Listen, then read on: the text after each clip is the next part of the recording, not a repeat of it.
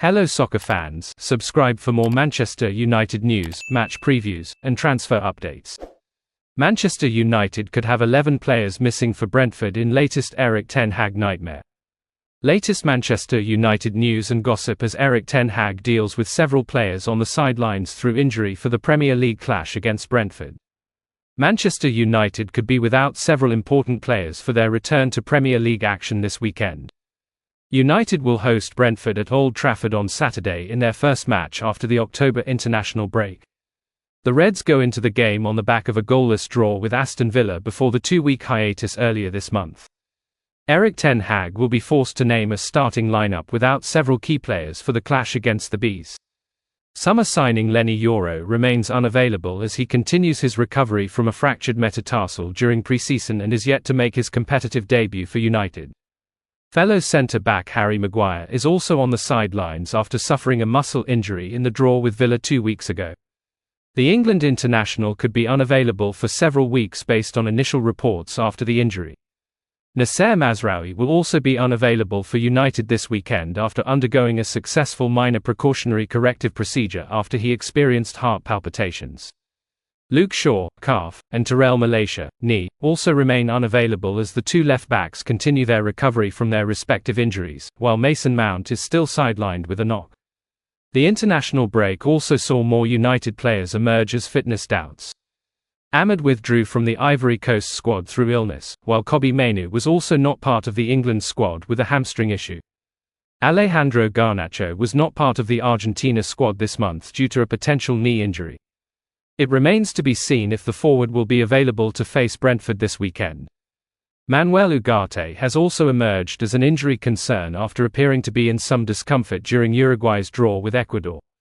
Ten Hag will likely provide an update on the midfielder's fitness in a press conference this week. Rasmus Højlund missed training with Denmark last week with what has been suggested to be a precaution. The striker only recently returned from a lengthy layoff with a hamstring injury. Man United accelerate January signing after confirmed news. Man United are lining up replacements for Christian Eriksen in January after his bombshell contract admission, according to the club's former chief scout. Mick Brown, who spent over a decade at the club during their most successful period including a spell as Sir Alex Ferguson's number 2, exclusively told Football Insider that United are already compiling a list of replacements for the midfielder. Eriksen admitted while on international duty that no talks are taking place about renewing his deal come the end of the season, and set alarm bells ringing for the recruitment team. The 32-year-old has made 8 appearances under Erik ten Hag so far this season and remains an important part of the midfield unit at Old Trafford. United are already short of numbers in the middle despite completing a deal to sign Manuel Ugarte in the summer, and will now be forced back into the transfer market. Meanwhile, Brown previously told Football Insider that Casemiro is likely to be sold in the January transfer window as a result of his declining abilities. Man United set sights on midfielder deal after Christian Eriksen bombshell. Any departures from the current United midfield will need replacing in the transfer market, while there is also a feeling that they do not have the right profiles in those positions. Brown, who has a wealth of experience in recruitment at United and elsewhere, and remains well connected at the club, insisted that they will be looking to sign a box-to-box midfielder to help fill the gap Eriksen will leave.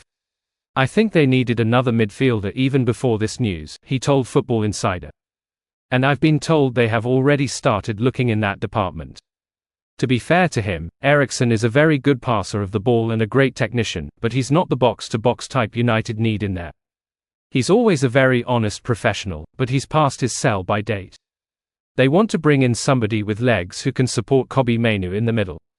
Ugarte came in during the summer, but he's a similar type to Casemiro who wants to sit in front of the defense. They need a box-to-box player. Everybody knows they need more bodies in midfield, and they know that too. That's why they're looking. But, with Eriksen probably now leaving, that has become even more important and I'd expect them to step up their efforts to find a replacement.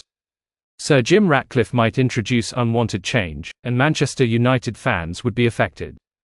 Plans are accelerating to build a new Old Trafford and the Tottenham Hotspur Stadium has set the benchmark.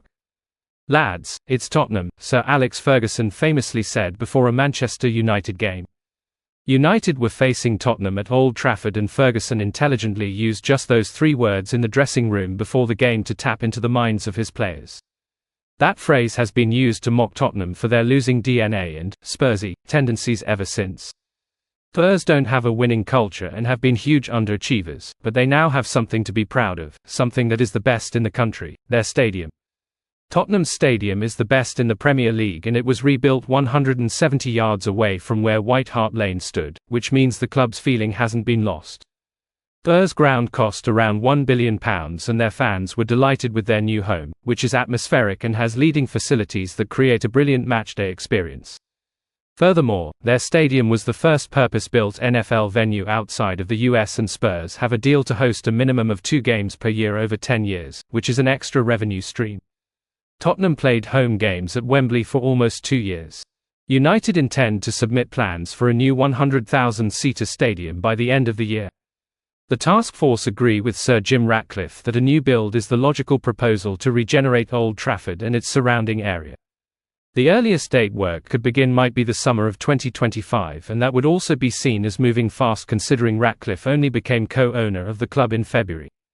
Early estimations suggest a new rebuild would cost around £2 billion, with roughly 3 years needed to complete the project, so 2028 would be the earliest completion date. Tottenham left White Hart Lane in 2016, spent nearly 3 seasons at Wembley, and moved to their new 61,000-seater venue in 2019, which shows it can be done in that timeframe. Ratcliffe will celebrate his 75th birthday in 2028, and there's a feeling he's been keen to address the future of Old Trafford to leave a legacy behind in Manchester.